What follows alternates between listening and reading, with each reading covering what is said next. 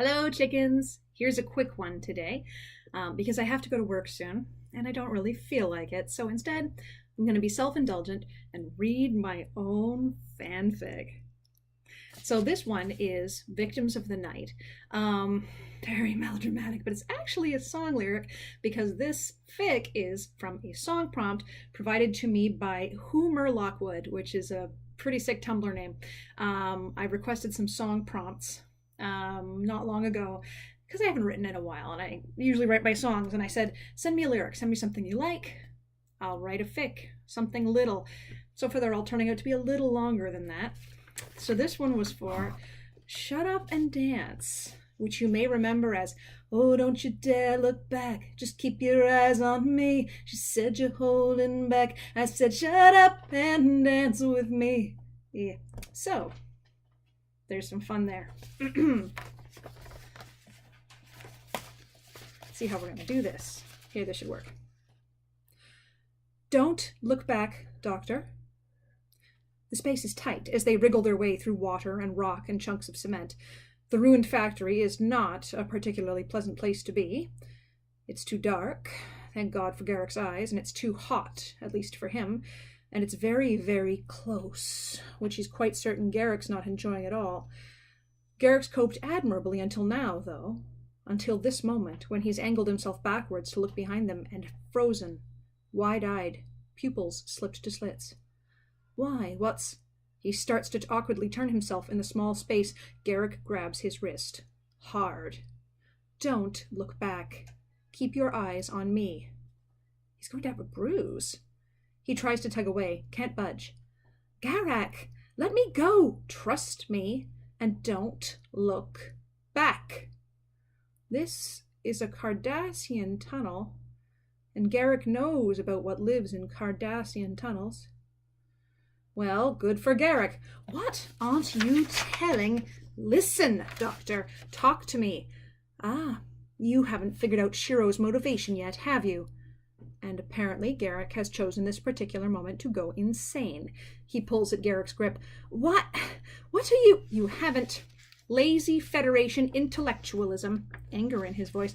I don't... Garrick's voice is a burning beam of light, blistering him. Don't look back. Listen only to me. Shut up and focus and answer me. Contradictory demands from Garrick? But Garrick isn't angry, is he? He's afraid. And Julian hears his own heart beating, and the hiss of movement.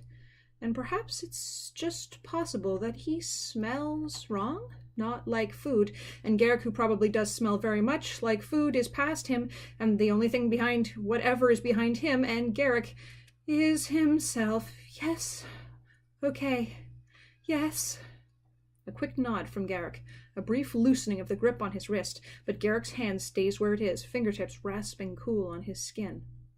Garrick's voice is slightly impatient, for all the world as if his tea is getting cold. So, Shiro. Yes, Shiro. Okay. He gulps. Ooh. Motivated by self-preservation. Really?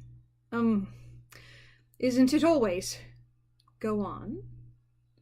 His eyes stay fixed on Garrick's, how they're flickering between his face and to just behind him, and he's trying not to look at whatever might be reflected in them. He needs to keep making noise. Is it noise? Not shouting, not screaming. People noise. Noise that worries whatever's making that reflection. Shiro. So, his family's coming, and they're going to find out. He's got to do something. He's got to complete the cycle, or else the hanging thread, the failure to complete some kind of act, will seal his fate in their eyes. Huh? Oh, hold still. What's moved? Something by his feet. There's something there. Keep talking. Hold still. Keep talking. Yes, and so it doesn't matter what kind of act he commits, virtuous or otherwise. It's the failure to have done anything at all that makes him the unvalued heir. You know, that's funny. Humanity sometimes double judges like that, too. We say, oh, well, make the moral choice, don't get involved, but that's a choice, too, isn't it? And so perhaps he could bring that up, couldn't he? Or wouldn't that count as a choice? It wouldn't be seen that way. Garrick's talking a bit too quickly, looking past him. Not in this setting. It would simply confirm to family and onlookers that Shiro is incapable of making a decision, or worse, careless of where the consequences could land. Inaction is not appropriate when the fates of others are so entwined. Remember Hamlet? Even where they are, with rubble on his belly and a face full of grit and something behind him, that rankles. Good. Go with it. You don't need to tell me about Hamlet, Garrick. You know damn well I told you all about Hamlet. Garrick's eyes widen for a second, pleased, then flick away, back, away again. A debate for another day. For now, Shiro, away, back, away. Yes, so that's why he goes ahead and hires the Shunjotho, even though he doesn't want to, even though he knows it's the end of Gemara's career.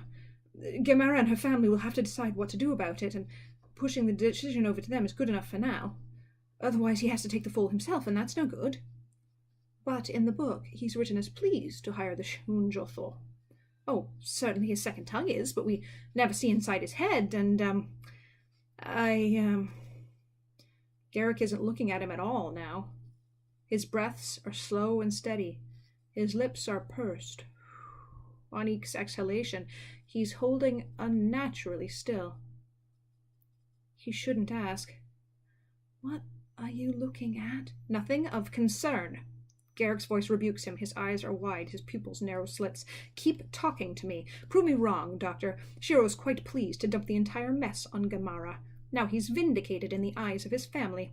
We never see anything to indicate otherwise. But what about her work? Garrick blinks, pupils dilating briefly, then narrowing again. Go on. He destroys it all. Of course he does. She's shamed. Dismissive. No, he's ashamed.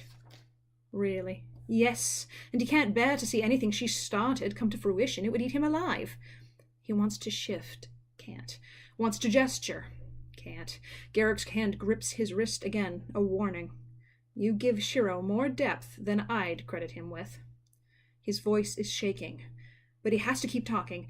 Anger seems the way to go. A good argument, diffusing tension. You never see anyone as having any kind of depth or motivation. You see everyone as either amoral or ruled by blind passion.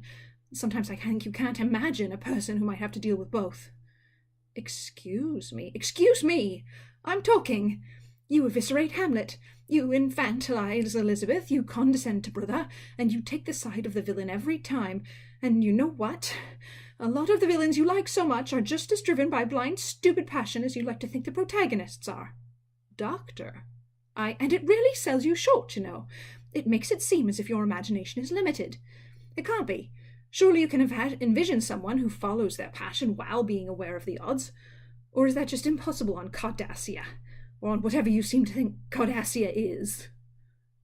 Garrick blinks at him. Oh.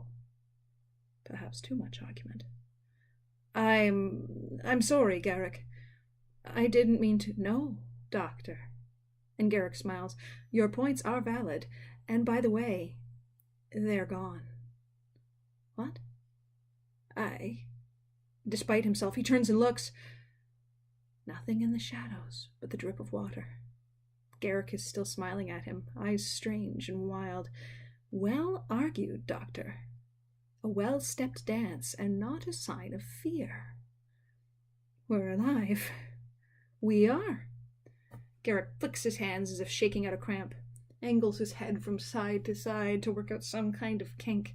I must say, that was invigorating. Not at all terrifying. Relief almost makes him giggle. He manages to keep it to a hint of mania. Not with such pleasant company. Now, I suggest we redouble our efforts to find a way out of here before our charming audience returns for the second act.